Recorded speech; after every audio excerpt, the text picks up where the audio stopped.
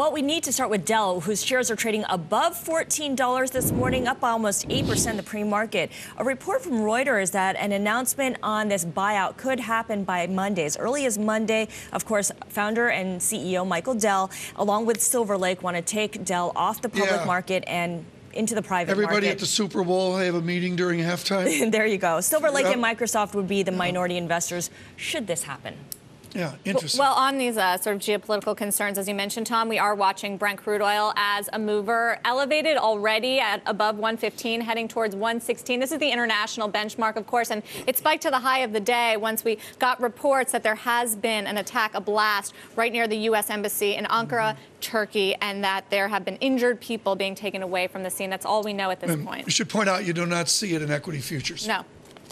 Brent is really the only one that's reacting in kind. Okay, let's go to Seadrill this morning. It's trading down in the pre-market. Actually, excuse me, a little bit higher in the U.S. pre-market. It's tumbling in Oslo, however, because downtime for its deepwater rigs was longer than anticipated. There was also a delayed startup. One of its units took longer than planned to start a new assignment. This is why I love morning movers. I have never heard of Seadrill before. Just tell us how many employees they have. We know that's what you're looking at. Good morning to all of you in Stavanger, Norway, watching. It's an $18 billion company, Tom.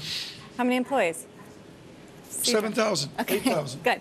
Also, got to be watching RIM shares. They're still RIM. They're not changing their official ticker symbol name Zoetis was taken to BlackBerry until February 4th. But RIM shares are higher in the pre-market, up almost 2%. Analysts say they're still in the game here after they unveil the BlackBerry 10. But still, they are going to have to face some lengthy testing here and delays, especially for BlackBerry fans in the U.S., which is actually its biggest single market. Not supposed to get those until March. They have been released, though, in the UK this week. All right. Well, speaking of someone who's really in the game, Netflix. Online websites are going after original programming.